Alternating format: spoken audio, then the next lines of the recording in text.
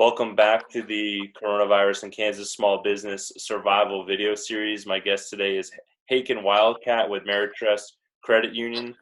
Hakan, how are you? I'm doing great. How about you?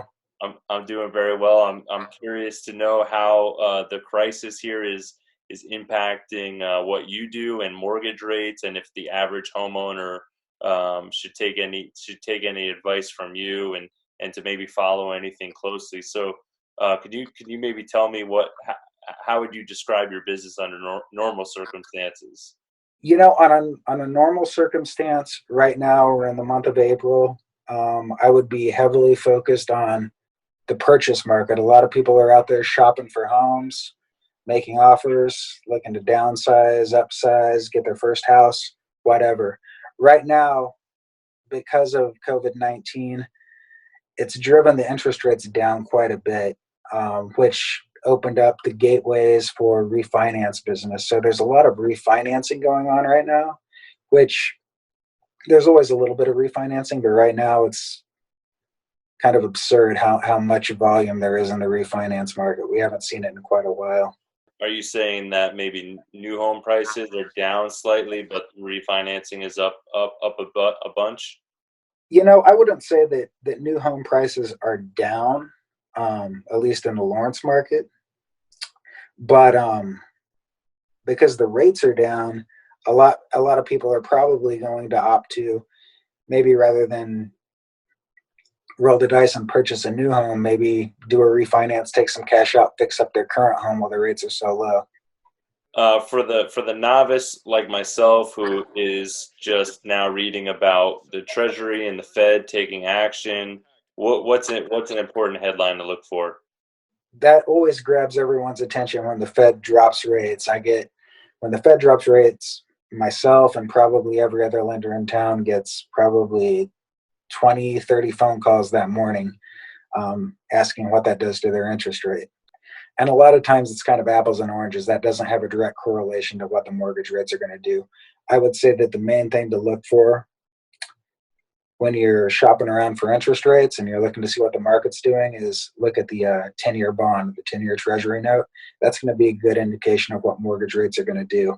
So if the bond is going up, rates are probably going to go up. If the bond's down, rates are probably going to go down. That's probably the best indication you're going to see. So that's what I would look at. Rather than look at the headlines, I would go to, whatever, Yahoo Finance, Wall Street Journal, whatever, and look see what the 10-year bond's doing. Who is the sort of ideal client for you right now? Well, our focus is going to be on the whatever's going to be in the best interest of our credit union members. But generally speaking, I mean, when you get a purchase transaction, when you get a contract and you have a contractual close date that you're obligated to meet. So we're always going to emphasize that purchase business because we are contractually obligated to do so per the contract. But honestly, there's not an ideal client. Honestly, I would say it's probably anybody who is looking to buy a home. We can still be very aggressive with our close dates. The rates are really, really great. We have some portfolio products at the credit union that will allow us to do some things that others can't. But at the same time, if somebody has been in there, is a current homeowner and has a rate maybe higher than 4.5%, maybe even 4.25%, it might be time to take a look at maybe refinancing the balance, maybe even taking some additional cash out, getting a lower rate, lowering your monthly payment. Logistically, how is the pandemic affecting what you do? I'm assuming you had the ability before this to work remotely. What would be the ratio of a client you would meet in person? What percentage of your business maybe is kind of fallen off in terms of meeting in person? And do you think that's gonna remain a permanent situation? What's kind of the cultural shift for you? Yeah, so prior to this, 2 months ago, I was probably about 40% in person, 60% over the phone, go to my website, apply online. Right now it's 100% go to my website, apply online, or I can call you. We can do an application over the phone, or we can even video chat, whatever. But that's the huge shift. Now, will it go back to normal? I mean, I think eventually. I mean, I think maybe some things are going to change. I mean, maybe we're not going to shake hands. Maybe, maybe who knows what we'll do for the initial greeting. Um, Eventually, yeah, it's going to go back to normal, but who knows when that's going to be? Is it going to be 2 months? Is it going to be 4 months? Who knows? I mean, right now the credit union branches are closed. You can only do drive-through business, so um, it's hard to predict. I would hope that within 2 to 3 months things are going to go back to somewhat more of a normal day-to-day operation. You mentioned how the pandemic is changing what you do firsthand. How is it changing maybe some of your partners, peers in the industry, or someone like an appraiser or other vendors who may be visiting the actual properties? Mhm. Yeah, so for appraisers, when I first started, you didn't necessarily need to do a full appraisal, but ever since about 2008, when we had the kind of the mortgage meltdown, so to speak, everybody's required a full appraisal. In other words, somebody has to come to the house, take pictures of the exterior, take pictures of the interior, and derive their value based on that, plus the comparable properties in the area that have sold recently. Um, right now, we're seeing a lot more willingness to just do basically an online valuation, so we don't need to do an appraisal at all. Or if we do have to do an appraisal, in some cases, we can just do an exterior only, what we call a drive-by appraisal, which kind of harkens back to pre-2008. With that being said, there's still instances where a full appraisal is required. And right now, that can be kind of dicey. Some people don't want a stranger coming into their house, with everything going on. I know. When you talk about apples and oranges, these two recessions, if you want to call it that, are going to be apples and oranges. But Sure. what broader lessons are you maybe reminded of, or thinking about now when things get chaotic in your work week? Um, that's a good question. I haven't really thought about that. Um, Have you been reminded at all about the 2008 recession I, during this financial crunch? a little bit, and a lot of what happened in the 2008 recession versus what's going on now is that was all derived by people, not nature, so to speak. So, I mean, yeah, it is apples and oranges, but I think the main lesson is I think we can loosen up our guidelines a little bit in terms of appraisals, things like that. But at the end of the day, there's still going to be a lot more oversight in the underwriting process, and it's not going to be the wild, wild west like it was in 2007, 2006. That's the main thing. But I think what we're seeing now is in 2008, a lot of what drove the problem was the loan products that were available. There were a lot of crazy adjustable rate mortgages, interest only loans, negative amortization loans, what we would call an option arm, which is, you have four different, pick a payment loan, you have four different payments. Um, the first where you're not even paying, the lowest payment would be you're not even paying all the interest, and then it would go up from there. Um, and now we're just seeing, because of the way that the market is, the loan products are fine. It's still a 30-year fixed, a 15-year fixed.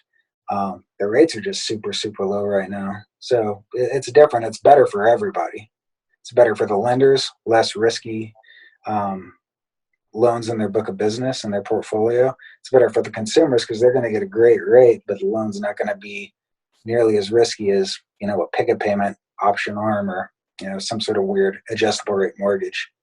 Are you envisioning, Haken, a possibility where there is a recovery here on the other end of this, and what would be the traditional spring market here in Lawrence is extended through September, October, November? Are you thinking about that at all, or is that a stretch from me? I'll be honest with you. I think that because the refinance business has been so crazy, what's kind of flying under the radar is there's still a lot of purchase activity in Lawrence right now. I'm still getting a decent amount of contracts.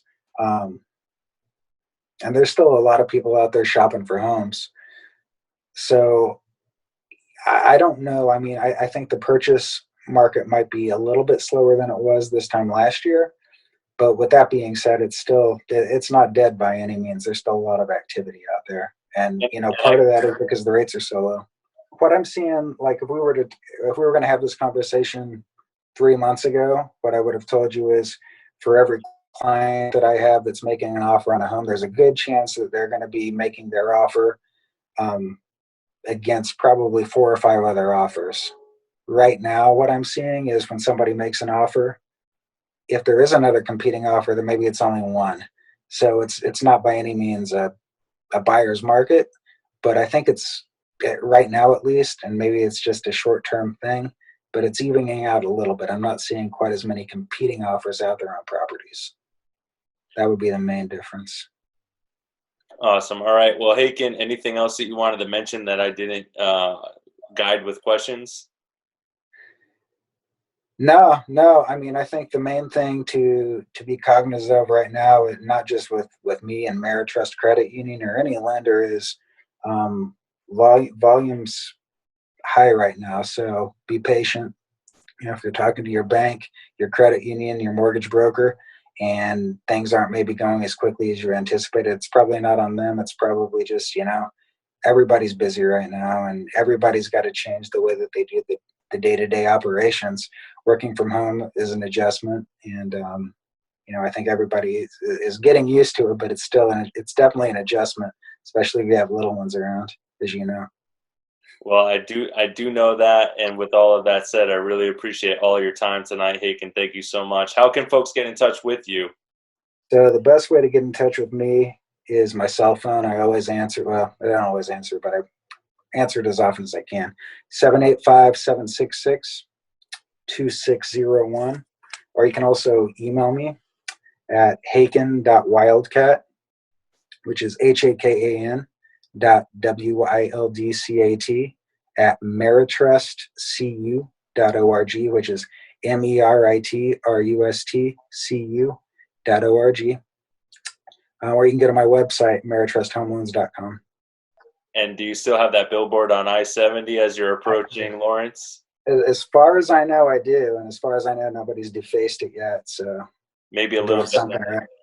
maybe a little bit less traffic right now, but it's Probably. still grand And that's visibility. better for everybody. I look a lot better at 70 when you're going past me at 75 miles per hour than if I was, Yeah. at a stoplight. Yeah. All right, Hakan. Thank you so much for your time. Have a good night.